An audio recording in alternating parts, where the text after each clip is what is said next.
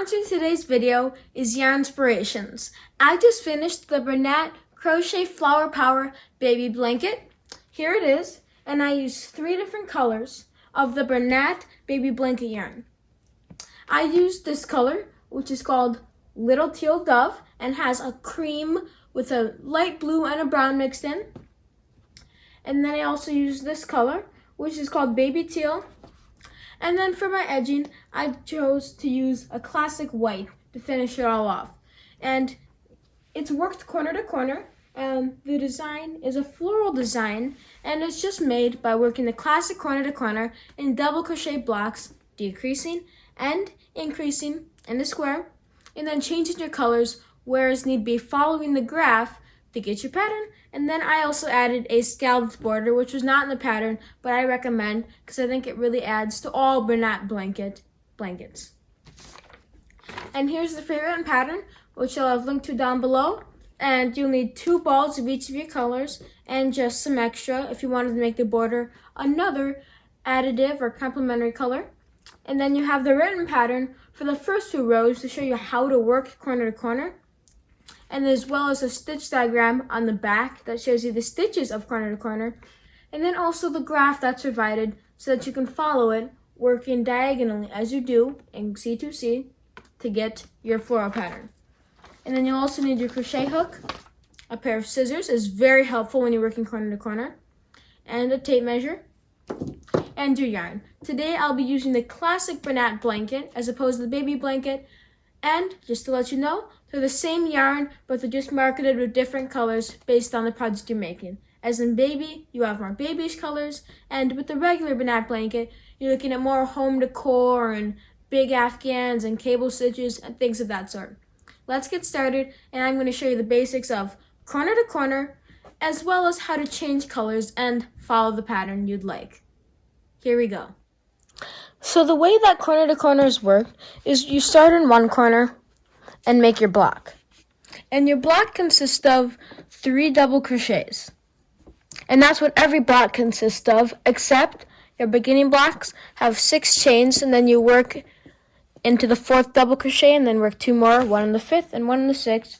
And then all blocks that are non-beginning blocks, such as ending blocks and just regular blocks, are just slip stitch into the next one, slip stitch into the next chain 3 space, chain 3, and work 3 double crochets and repeat. So you start off with 1 block and then go to 2, and then go to 3, and then go to 4, and then 1, 2, 3, 4, 5, 6, 7, 8, 9, 10, 11, 1, 2, 3, 4, 5, 6, 7, 1, 2, 3, 4, 5, 6, 7, 8. So every row you increase, you add in another block. And so here, these rows through here, it's just solid working back and forth in this color, which happens to be baby teal. And then once you get to this row, you work 1, 2, 3 blues, and then you would switch your color, and then work 1, 2, 3, 4 in your contrasting color, and then finish it after working 1, 2, 3, 4 again. And the next row, you'd work 1, 2, 3, 4 in blue, and then 1, 2, 3, 4, 5 in your contrasting, and 1, 2, 3 in your regular. And that's how corner to corners worked. And then if I zoom in a bit and we take a look at this diagram, or this graph, you can see here's a picture of the blanket and how it coincides with the graph. And then you also have a stitch diagram of how crochet is worked. It shows you where the stitches are placed, how to chain, and all the other things you need. And then it also has a key down here to let you know that the white blocks are your contrast A, or in this case your main color, which for me is baby teal.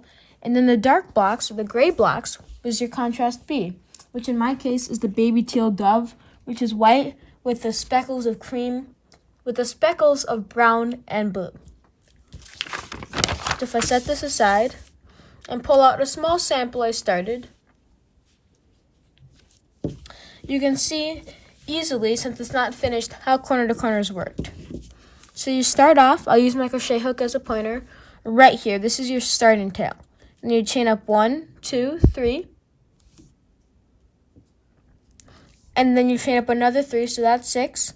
And then work a double crochet into the 4th, 5th, and 6th chain from the hook. So then you have a chain 3, and 3 double crochets. And then now you turned your work and you're right here. And you chain up 6. And then you put a double crochet in the 4th, 5th, and 6th chain. And then you slip stitch to this chain 3. That would be on the left-hand side if you turned your work this way, right here. And just ignoring this block of 3 half double or double crochets. And then you chain 3 again and work 3 double crochets into this chain 3. And these chain 3s work as a basis to put your other blocks around, because you can see you never see the chain 3s, but they're right here, and the double crochets are always worked around that chain 3 unless it's the beginning where you work it around the chain. And that's how you create a tight woven fabric that's not too loose, but it's also not too dense, which it's easy to get a dense fabric when you're using the Bernat blanket yarn. And then I started with the gray, and then in my 1, 2, 3, 4, 5th round, I switched out to this tan, kind of dusty gold color for a bit of contrast. And then the way it works is once you've increased. So let's say I want my project to be 6 inches wide. I'm making a coaster. Now, of course, when you're making coasters, it's always important that I use cotton yarn. I'm using it purely as an example. Let's say I want my thing to be 6 inches wide and 6 inches long. So a 6-inch square. You can also make corner to corner rectangular by, let's say, if I wanted it 6 inches wide but 8 inches long, I could stop here and then increase up here and decrease down here and decrease and increase, because if you do an increase and a decrease, it levels it out and is straight, as opposed to if you do 2 increases, it's half, so it's equal, and you have 1 extra block. So you go from 1 to 2 to 3 to 4 and to 5, and then let's say I wanted to start to decrease back down and that my project was the size I wanted. So let's say I'm going to use this gray color. And I have 1 stripe down the middle. You'll pull out your gray yarn. And before I begin, I also wanted to note that when I said half double crochet prior, that's because you can also half double crochet using the same technique. You'll just chain up 2, but you'd still be working 3 half double crochets in each block. Now, since I fastened off here, normally when you decrease, from this point you slip stitch back into this chain 3, but since I used gray, I don't want to slip stitch because it'll be very noticeable. So I'll just turn my work and put my hook right in there and make a slip knot.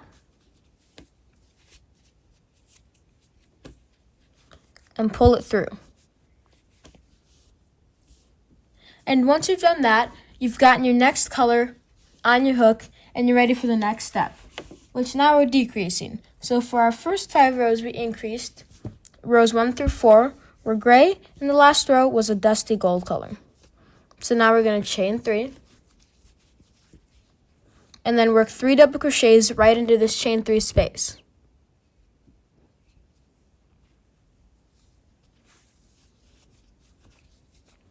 That's 1. And I'll take you through these last 2 very slowly in case you're not familiar with the double crochet stitch. So you hold your hook and you take the yarn around the back to the front with an even tension, not too tight, not too loose. And then point your hook downward and put it through that space right here between the chain and the group of 3 double crochets. Grab this yarn in the back, right in that little shaft, and pull it back through. And now you should have 3 loops on your hook. 1, 2, and 3. And then yarn over again. Take the yarn around the back and to the front. And then pull this loop by putting it into the shaft and pull it through the first 2. So now you should have 2 loops remaining on your hook. So yarn over again and pull it back through the last 2 loops. And that's how you make a double crochet. Let's do that one more time. Yarn over, point your hook downwards and go into that chain 3 space and pull up a loop. And then yarn over and pull through 2. yarn over, and pull through 2. Now, if you're an advanced crocheter, I know this might be kind of boring for you because you already know how to double crochet. Or if you're just an intermediate or even easy crocheter for that matter. But I want to make my videos for everyone to watch them. So whether you're a beginner through an advanced crocheter, remember, depending whether you're on a mobile device such as a phone or a laptop, or on a PC or a computer or an iPad, there'll either be a gear right down here in the bottom right corner where you can change the playback speed, or if you're using a different device, look on the top right corner and there'll be 3 little dots and you can change the playback speed there. But that was a quick intro of how to do the double crochet, and you can slow it down and replay if necessary. So now I'm going to speed up a little bit for the more advanced crocheters who already know the basic stitches such as single, half double, and double crochet. So then you slip stitch into this next group of chain 3s, and then you chain 3 and work 3 double crochets around that chain 3. This is why I said you never see the chain 3s, and that's because you're working around them, so you're covering them up. And with the 3 double crochets and the 3 chains, it all fits together perfectly. You don't see any holes. And the ones you do are just kind of because the yarn's shifting around, but you don't really see any light coming through it.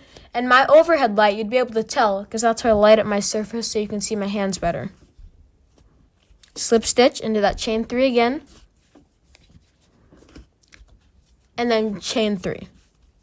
And this chain 3 is to get us up to the height so we can make our double crochets, but it's also to create an anchor for our next row to place their double crochets. And I said now we're decreasing. So we started off with 1 block for our first row. Our second row had 2. Our third row had 4. Our third row had 3, my apologies. Our fourth row had 4, and our fifth row had 5. So our sixth row should have 4 because we're going back down. 1, 2, 3, 4, 5, 4, 3, 2, 1. So I slip stitched into my chain right here, and I'm going to work 3 double crochets.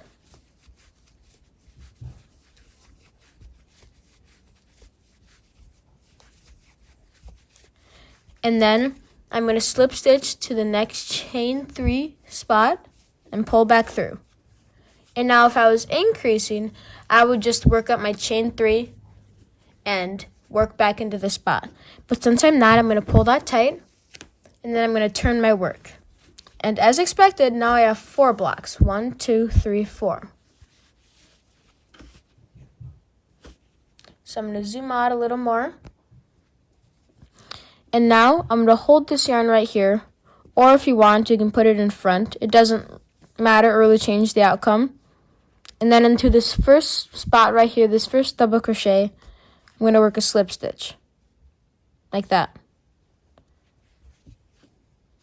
And then into the next top of this double crochet, I'm going to work a slip stitch, and then another. And then into this chain 3 space, I'm going to work a slip stitch. And now I'm going to chain up 3 and work the same way I do for every other row by working 3 double crochets around that chain 3.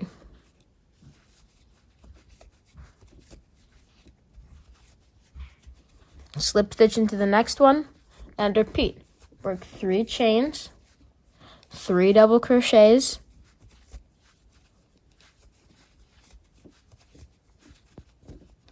and then slip stitch. So corner to corner really is a thing of 3s. You're increasing, and then if optional, if you want to, make something rectangular. You stay steady for number 2, and then number 3 you decrease.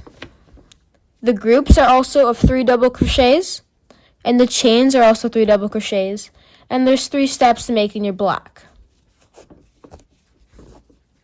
which is chaining 3 for the first step, working 3 double crochets for the second step, and for the third step, slip stitching to the next chain 3 space.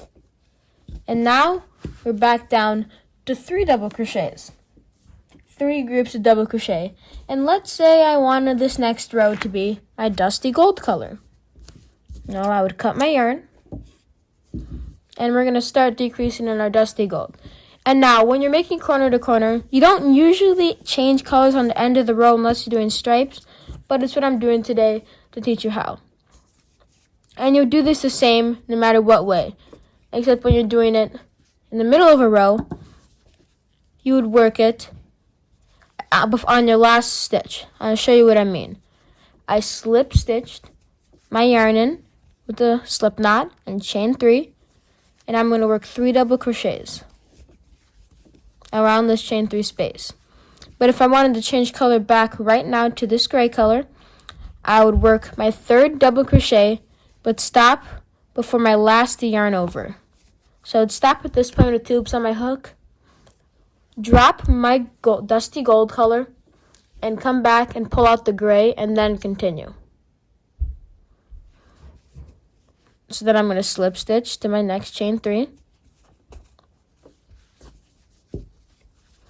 1, 2, 3.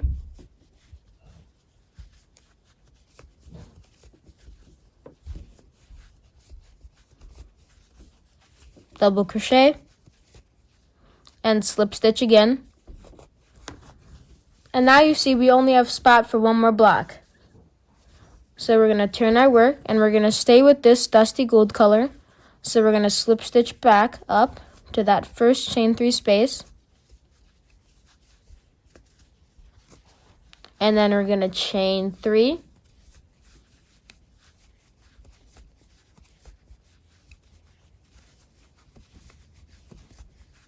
And work 3 double crochets.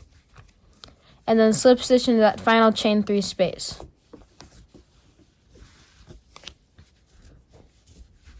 And there you can see, if I zoom in, that you have your finished corner to corner block. And now I'll take out my tape measure that you just saw. And I wanted my project to be 6 inches by 6 inches. So here's this way, right on the dot. And here's this way, right on the dot. And it would make sense for your project to be right on the dot square because each block is a square. See? It's the same measurement. And if I take 2 of them, it's about 2 1/4 inches. If I take it this way, it's about 2 1/4 inches. That's because each of these blocks are pretty much perfectly square unless you crochet with a different tension, which in that case you'll need to either raise your loops up a little higher or get a smaller or larger crochet hooks depending. And then it's just me, but I like to add a border. And for the blanket I showed you, I added a scalloped border, but I'm going to show you how to do just a regular single crochet border if that's what you like. So I always turn my work after this chain 1 and just work a single crochet into the top of all of the double crochets. And there's no magic number for where you should place them. It just spread them evenly out how you want and where you think they should go. And then for the corners, I always do a single crochet, chain 1, single crochet. And then work some more. And then into the side, work 2. And then into the top of your block, I like to work 3. And you're actually working around the previous slip stitches, so your edge is nice and sturdy, and you won't have to worry about that either. And you can pull on it to kind of shape it out. And here's where I'm turning up at the top, and I'll join my border back here. And that's how you work corner to corner. And then you would just follow the graph here, starting here and going back and forth, increasing. And then once you do that, you would decrease. And I showed you the decrease today. But the increase is the same thing, but just follow the pattern. Except on the start, you add 6 chains and then work your block. So in increasing, you add 1 block. Decreasing, you take 1 block off. I hope you enjoyed learning the basics and a few tips and tricks about C2C or corner to corner and double crochet. But you can also do it in half double crochet and experiment different ways you'd like.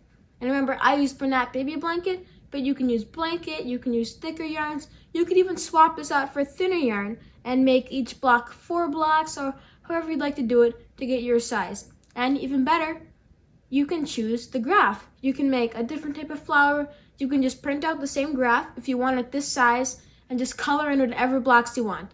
That's how I design my blankets.